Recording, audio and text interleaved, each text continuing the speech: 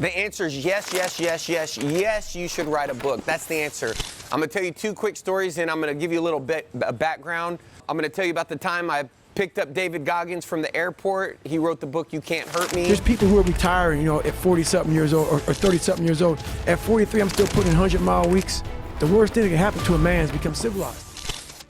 If you haven't read Digital President, I actually talk about that in chapter 7. But let me give you some context to why everyone should write a book. And then I'm going to tell you what one of my mentors told me, Mr. J. Abraham, specifically about writing books. So first and foremost, yes, everybody should write a book. If you are wanting to get customers, books have a lot of benefits. I think there's like internal benefits. So the very act of writing a book, it gets you very clear on who your customer is, right? Who you're targeting. The second thing it does is it helps you organize your content in a way where you can deliver it. If you write a book, a book is a framework. A book is a framework for organizing your value proposition to the world, because everything in a book, from the title to the introduction to the table of contents, all of that is really internally good. Now, externally, there's a lot of things. First of all, it's a good call to action. A book is something where, it's tangible. You can hand a book to somebody and they can actually take the information and they can get to it when it's convenient for them. I'm flying on a plane next week. A lot of times I'll grab a good book, I'll open it up. Part of an overall strategy. A book is really at the core of a content strategy, but I want to make sure that you understand that a book also is in alignment with a branding strategy, messaging strategy, marketing. All of those things really are part of the process. So you can write a book that has really nothing between the sheets just to become positioned as an authority. I don't prefer that method. A lot of people have used it. I can't say it's bad, where they'll participate in a book and they'll put a book out, but when you really pick up the book, you don't read it. Me, I'm passionate about really working on the book. For me, that's fulfilling. I want to tell you about my first book that I wrote cover to cover by myself, which was a book called Inside Sales Predictability. I had written Miracle Morning for Real Estate Agents. We won't talk about that. That was a co-author, great project. If you haven't read it, you should go out and check it out. I'll put a link in the description. But Inside Sales Predictability was a book that I wrote about how I built a real estate business from scratch to 268 transactions in 12 months, going 100% after sellers. Now, you got to understand, not every inside sales predictability is for people who want inside sales agents, right? That's a very specific target market. That's not a new agent. That's someone who has a budget to invest in people. So think about like the very act of writing this book. I had to understand who is the person that's going to read this book. Why would they read this book? A lot of the times the people that read this book specifically are people who want to get more listings and they want to do it in a predictable way. And so I'm teaching them, my best year I listed 368 homes. I don't know, probably went on 700 appointments, but I always had ISAs. I believe everybody should have an ISA. I would never sell a home, ever, ever, ever. I'd never get my foot in real estate where I was actively in the market looking for consumers. I'd never do that again without having an inside sales agent. I believe it's the most predictable, scalable way. Now, there's a lot of things in here, how to hire them. There's a lot of things that go into implementing an ISA. I learned a lot. I learned that some people had hired ISAs in the past and no longer had ISAs. I learned that some people had never had one but wanted one. So, you have people who've hired them in the past. Some people wanted one, but didn't have one. Some people had one, but they weren't performing. So I learned that there was a lot of different types of people that read this book.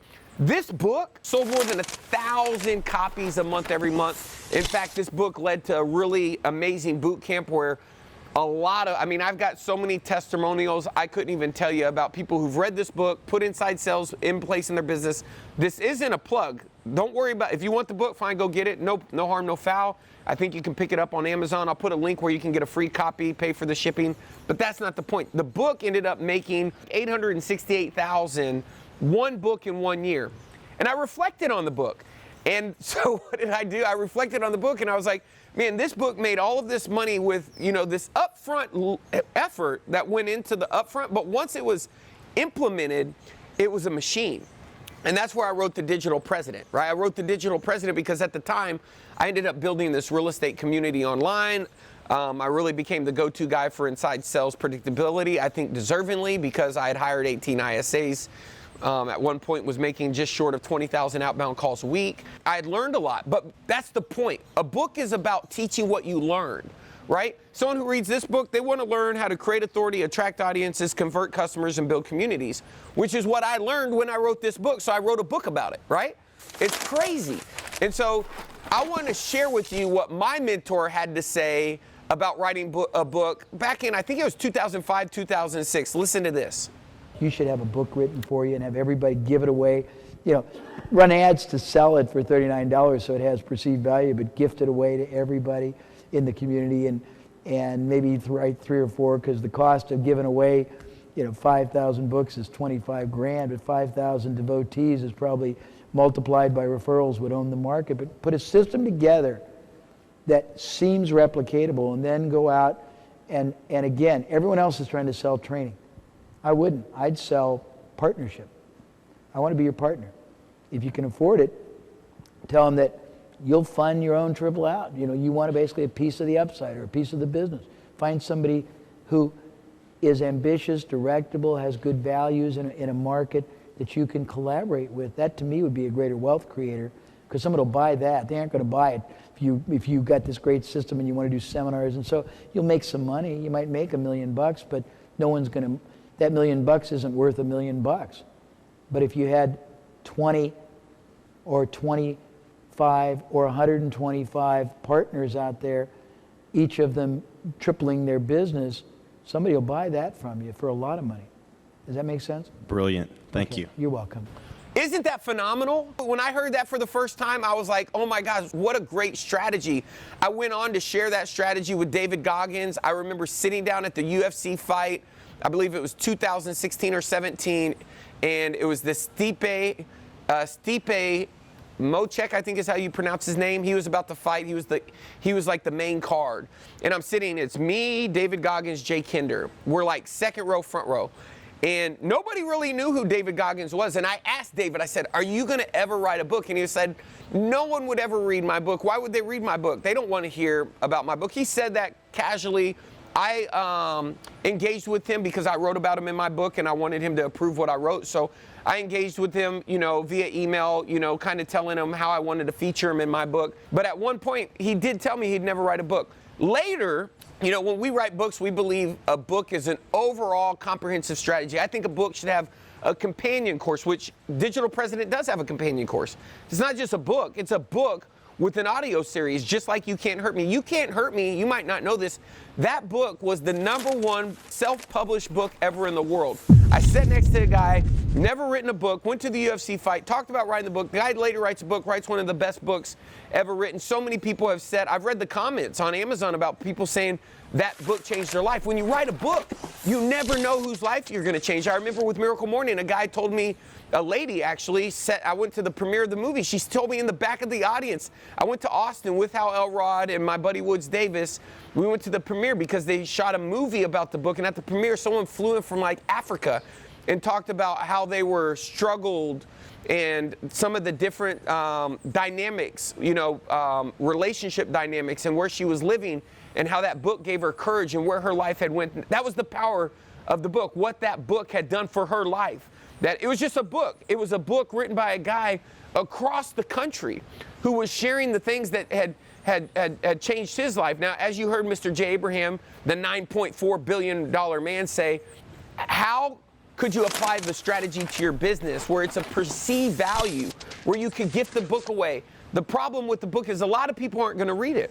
But there's a lot of innovation that's happened. You can self-publish right now on Amazon. There's a process to going through that. Here's what I want you to do. If you've ever thought about writing a book, or you would like to write a book, I would love to know in the comments below. Maybe you're at the process where you already know the title, right? Like, so for me, I know the next 2 book titles. I'm here in Puerto Rico. I live in a beautiful place, beautiful neighborhood. We're down here this is Encanto. This is kind of the residence pool beach area where we spend a lot of time every weekend with our families. This is where I would sit down, create space, and work on my next book. But there is a book I'm writing. There's 2, one for my children and one for people that I feel like have a lot of potential and are living in the past, or they have a mindset challenge. And so those are the 2 books that I feel like I can make a real big impact on helping people. I'm so passionate about it. Obviously, you could probably feel it through the video screen right now there on YouTube. And if you do like this video, if you don't mind, because there's probably millions of people out there that want to write a book and they need that confirmation, why don't you hit that like button? And if you haven't subscribed, subscribe as well. We do put videos out like this all the time. Our videos is, you know, nobody can change your life. Jay Abraham obviously changed my life, but he can't change it for me. The only thing they can do is change the way you think. The most valuable thing a person can do for you in your life is change the way you think. Because the minute you have awareness and your thoughts change, your behavior changes, your choice changes. And I know there's somebody right now that's thinking about writing a book. Maybe it's for another business. Maybe it's for your current business. If you're wanting to build a brand, if you want to dominate a neighborhood, if you want to, maybe you want to grow an international cloud-based real estate brokerage. Maybe you want to expand into another market. When you have a book, think about it. In my book, I talk about the Millionaire Real Estate Agent book. It was a book that when I got into this industry, they called it the Red Book. It had a huge impact. When I when I was in the gym business, there was a book called Body for Life by a guy named Bill Phillips. Everybody was talking about it. And if you go back and look at what's really going on, Tony Robbins, I'm looking at a big investment right now that I actually have to wrestle down in the next couple days. And that investment is really with a company called Fountain Life. And the book is right here. This one right here, Tony Robbins just wrote, leads to this amazing health opportunity for people where they have over 3,500 applications and a waiting list till March based upon the release of this book. And he wrote another book, this book right here, for people regarding financial freedom, where he partnered with Ray Dalio or some other financial gurus and built an entire financial business on the back ends of the book, this financial book. So the thing is a book is a very powerful tool.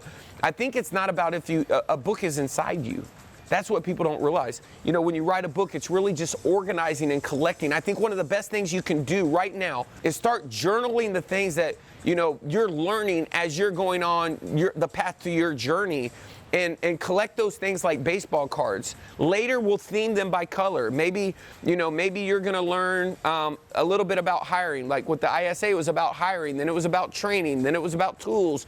And I just wrote all the stuff that I learned, and then I organized them. Then I put them in a linear format so that somebody else could understand the philosophy, the methodology, and learn how to execute their desired outcome. And with this book, it would have been, you know, their desired outcome would have been to get predictability in their business and work with more sellers. In this book, it would have been to really build authority, to be predisposed, to have people want to do business with you based upon for who you are, not what it is you do, right? They really want to build that online presence where, like you watching this video right now of me, you might be watching a clip of it on TikTok, a reel of it on Instagram, or you might have clicked over and watched the whole thing on YouTube. The point is that this is still a story. It can be transcribed, edited, formatted, and put into a page for somebody to read. A book is it's just content. It's powerful content designed to help people. After we wrote this book right here, and I realized after writing this book right here, the amount of revenue that was generated, I realized that, you know, man, you could literally live your life doing and sharing everything you learned and what you're passionate about, putting it in a book and giving it around the world to people all over the country. And if you had a strategy, you could actually do what you were most passionate about and live your best life.